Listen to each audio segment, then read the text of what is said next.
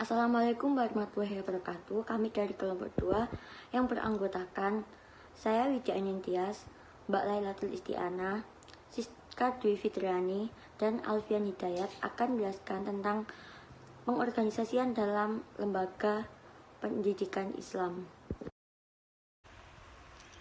Pengorganisasian merupakan fungsi kedua dalam manajemen. Pengorganisasian merupakan kata yang berasal dari organisasi yang mempunyai dua pengertian umum.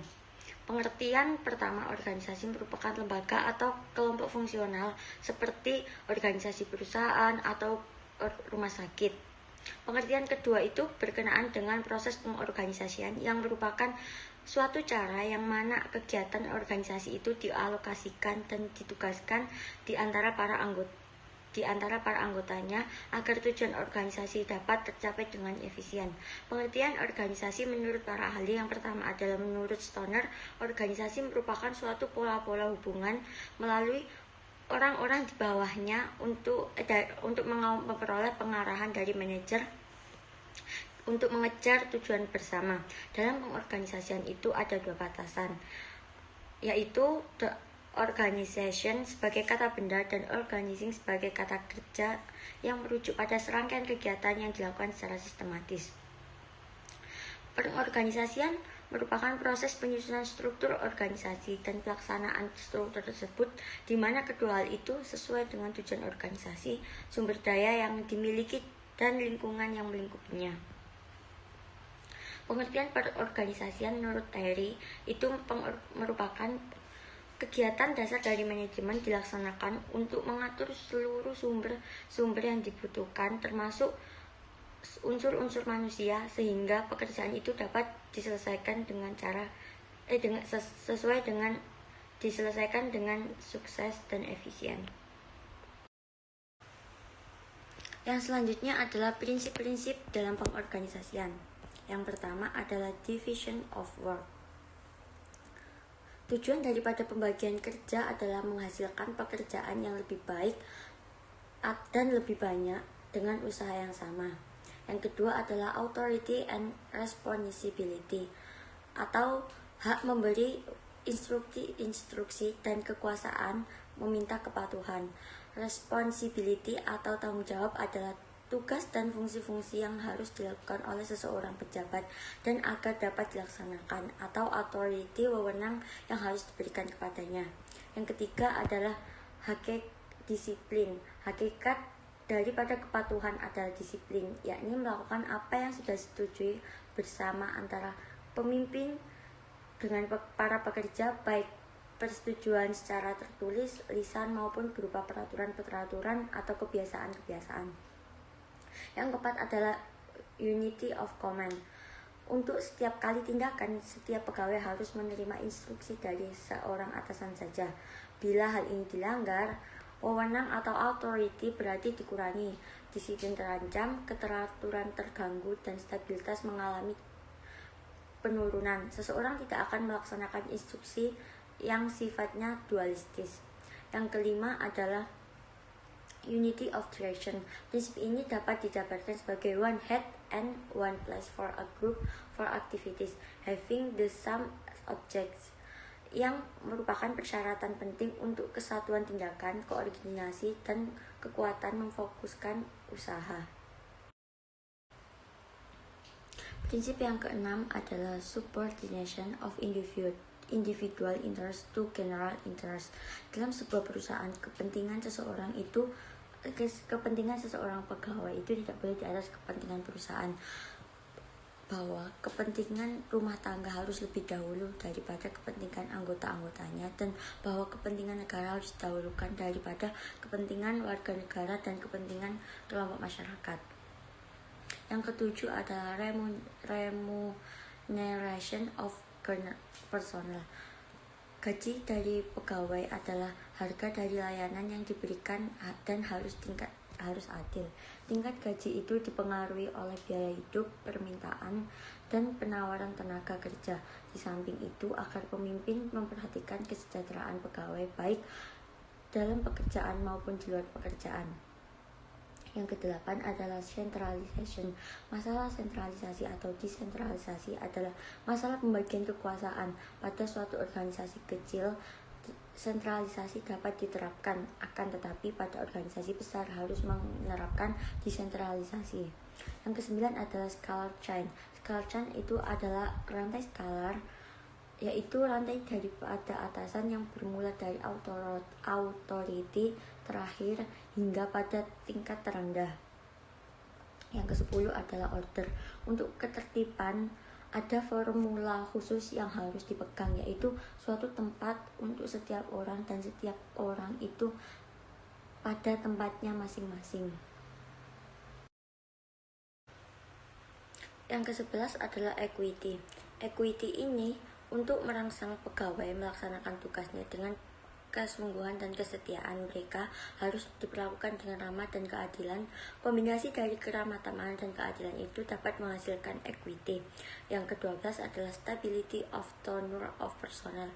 Seorang pegawai membutuhkan waktu agar biasa pada suatu pekerjaan baru dan agar berhasil dalam mengerjakan dengan baik. Yang ketiga adalah initiative. Memikirkan sebuah rencana dan meyakinkan keberhasilannya merupakan pengalaman yang memuaskan bagi seseorang. Kesanggupan bagi berpikir ini dan kemampuan melaksanakan adalah apa itu yang disebut inisiatif. Yang ke-14 adalah esprit de corps, atau dengan kata lain, persatuan adalah kekuatan. Para pemimpin perusahaan harus berbuat banyak untuk merealisasikan pembahasan tentang persatuan adalah kekuatan. Selanjutnya ada bentuk-bentuk organisasi. Yang pertama adalah bentuk organisasi lini atau garis. Adalah jenis organisasi yang memiliki garis wewenang atau kekuasaan secara vertikal dari atasan ke bawahannya. Biasanya diterapkan oleh organisasi kecil dengan jumlah pegawai yang masih sedikit dan pemilik menjadi pemimpin organisasinya. Yang kedua, bentuk organisasi lini dan staff. Line and staff organization adalah jenis organisasi yang mempertahankan garis komando dan pelimpahan wewenang dari pucuk pimpinan ke pimpinan di bawahnya.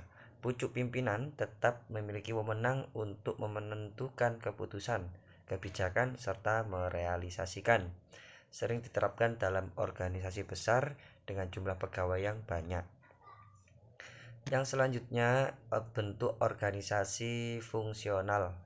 Bentuk organisasi fungsional adalah jenis organisasi yang tidak terlalu menekankan hubungan hierarki secara struktural. Bentuk organisasi ini lebih berfokus pada sifat dan jenis fungsi yang dijalankan para anggotanya. Maka dari itu, dalam organisasi fungsional terlihat jelas adanya pembagian tugas yang tegas. Yang selanjutnya, bentuk organisasi lini dan fungsional. Bentuk organisasi ini menggabungkan bentuk organisasi lini dan fungsional. Biasanya diterapkan dalam organisasi besar dengan jumlah karyawan yang banyak. Pimpinan tertinggi akan melimpahkan wewenang kepada setiap kepala unit. Pimpinan tertinggi juga akan memberikan wewenang kepada pejabat fungsional untuk melaksanakan bidang pekerjaan operasionalnya. Selanjutnya, bentuk organisasi komite adalah bentuk organisasi yang masing-masing anggotanya mempunyai wewenang sama dan pimpinan yang sifatnya kolektif. Organisasi ini mengutamakan pimpinan kolektif presidium. Bentuk organisasi ini bisa diterapkan secara formal ataupun informal. Organisasi komite memiliki pembagian tugas yang jelas. Tiap anggotanya mempunyai wewenang yang sama besarnya. Tugas pimpinan dilaksanakan secara kolektif. Begitu pula dengan tanggung jawabnya. Untuk keputusannya akan diputuskan secara bersama-sama. Selanjutnya yaitu departementasi. Departementasi dalam organisasi di sini yaitu organisasi harus dibagi atas beberapa unit atau beberapa departemen yang bertanggung jawab atas suatu aspek atau bidang tertentu. Hal ini perlu dilakukan karena dengan departementasi, organisasi diharapkan menjadi lebih efisien. Satuan kerja yang ditetapkan berdasarkan pembidangan kegiatan yang diemban oleh suatu organisasi pada dasarnya merupakan pembagian tugas yang mengandung sejumlah pekerjaan sejenis. Pengelompokan satuan kerja harus diperhitungkan beban tugas, sifat pekerja, dan spesialisnya yang diperlukan untuk melaksanakannya, agar antara yang satu dengan yang lain dapat seimbang sehingga dapat mencapai tujuan yang diharapkan. Selanjutnya, bentuk-bentuk departementasi. Yang pertama, subsistem yang bersifat struktural. Subsistem ini mengandung pembagian satuan kerja atas dasar hierarki jabatan dari yang tertinggi sampai yang terendah. Dalam struktur ini akan terdapat jabatan kepala, wakil kepala, dan seterusnya, sampai yang terendah. Yang kedua yaitu subsistem yang bersifat fungsional. Subsistem ini merupakan pembagian satuan kerja atas dasar fungsi yang diemban oleh suatu kelompok kerjasama sejumlah manusia. Misalnya, pembagian koordinator olahraga, koordinator kesenian, dan yang lainnya. Hal ini terjadi pada semua lembaga pendidikan termasuk pendidikan Islam. Yang ketiga yaitu subsistem yang bersifat sektoral.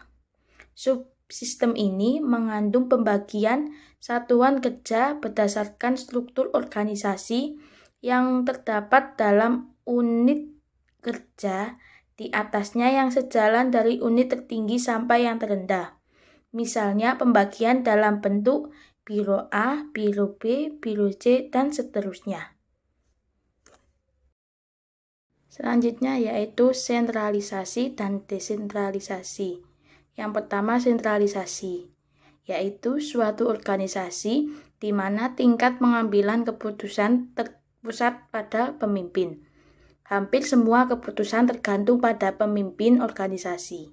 Tingkat kontrol yang dimiliki oleh seseorang dalam sebuah proses pengambilan keputusan dapat digunakan sebagai sebuah tolak ukur mengenai sentralisasi. Yang kedua, desentralisasi, yaitu suatu organisasi di mana terdapat proses pelimpahan wewenang dan tanggung jawab dari pimpinan kepada bawahan, sehingga bawahan yang memiliki wewenang dan bertanggung jawab akan termotivasi untuk mengatasi permasalahan di lapangan. Akhirnya, bawahan akan mengoptimalkan dan mengeluarkan segenap kemampuan dan kreativitasnya. Desentralisasi dalam pengelolaan pendidikan merupakan alternatif yang dapat meningkatkan efisien dan efektivitas manajemen pendidikan apabila segala perangkat yang diperlukan dapat disiapkan dan didukung oleh sumber-sumber yang cukup kuat untuk melaksanakan desentralisasi. Selanjutnya saya akan menjelaskan tentang contoh implementasi pengorganisasian dalam lembaga pendidikan Islam. Nah, sebelumnya pengorganisasian atau organisasi ini erat kaitannya dengan pemimpin, di mana pemimpin merupakan pemegang kekuasaan tertinggi dalam suatu lembaga atau organisasi. Di sini saya mengambil contoh kegiatan pengorganisasian dalam madrasah sanawiyah, di mana pada lingkungan sekolah yang memiliki wewenang paling atas adalah kepala sekolah. Kepala sekolah itu harus bisa mengatur agar supaya tujuan dari lembaga sekolah tersebut tercapai dengan baik dan benar. Jadi pada organisasi sekolah, jabatan paling atas yang mengkoordinasi semua atau jalannya kegiatan adalah kepala sekolah, yang kemudian disusul oleh wakil, sekretaris bendahara, wakakurikulum, dan wakakesiswaan. Nah, di sini saya memberikan salah satu kegiatan, yaitu penanaman nilai Islami antara orang tua dan siswa, yang mana kegiatan ini meliputi penyeludupan atau menyelipi hadis-hadis dan juga surat Al-Quran di dalam kegiatan pembelajaran. Jadi pada kegiatan ini melibatkan kerjasama antara guru, waka kurikulum, dan juga kepala sekolah, di mana kepala sekolah itu memberi himbauan dan juga melakukan penyusunan seperti halnya modul ataupun buku panduan agar yang digunakan oleh siswa, agar supaya siswa itu mampu mengimplementasikan antara materi yang ada di buku dengan hadis ataupun Al-Quran, seperti itu. Selanjutnya yaitu program hafalan juz amma, di mana pada zaman sekarang kebanyakan pada tingkatan SMP ketika ia hendak lulus itu dia harus menghafal juz amma.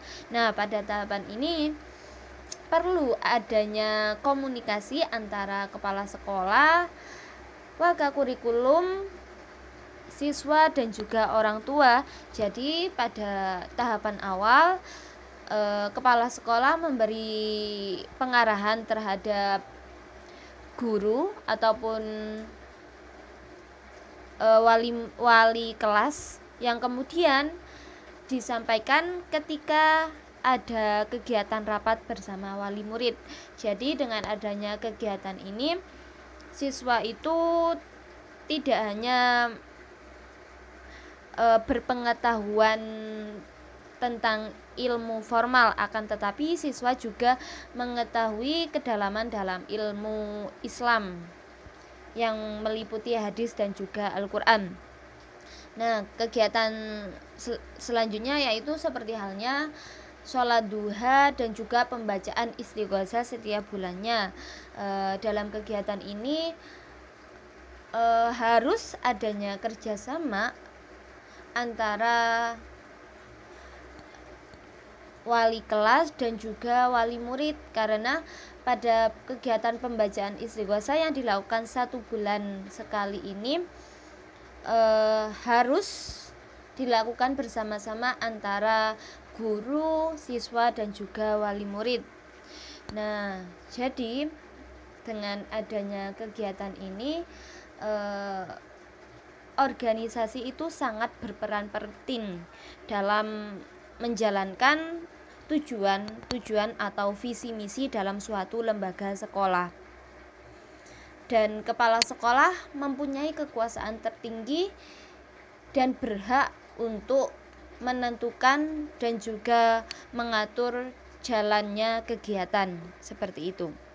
Nah, contoh yang kedua, saya mengambil contoh dari sekolah diniyah atau sekolah yang berbasis terhadap kitab dan ajaran-ajaran Islam saja. Nah, di sini saya mengambil contoh pengajaran teknologi, pengajaran dengan sistem teknologi yang lebih canggih. Kan sekarang banyak seperti halnya aplikasi Syamilah dan juga kitab-kitab yang berbasis online. Jadi dengan adanya ini, aplikasi ini diharapkan semua guru dan siswa itu mampu menjangkau dan mampu menelusuri dari semua hadis, baik itu hadis sahih ataupun bukan. Nah, agar supaya pengaplikasian dalam penggunaan aplikasi Syamilah ini berjalan secara lancar antara siswa dan murid juga bisa, maka perlu adanya peran pengorganisasian, di mana peran terbesar dilakukan oleh kepala sekolah yang kemudian berdiskusi dengan guru. Mungkin jalan keluarnya dengan melakukan seminar atau workshop terkait penggunaan komputer dan juga penggunaan aplikasi Syamilah. Karena dengan aplikasi Syamilah ini mampu siswa dan guru itu mampu menjelajah baik itu kitab modern ataupun kitab-kitab kuno sebelumnya. Seperti itu. Selain itu juga dalam kegiatan lembaga diniyah ini ada juga lomba MQK, Musabaqah Qiraatul Kutub. Dengan adanya kegiatan ini perlu pengorganisasian dalam kegiatan ini agar supaya kegiatan perlombaan itu berjalan dengan lancar dan terorganisasi seperti itu.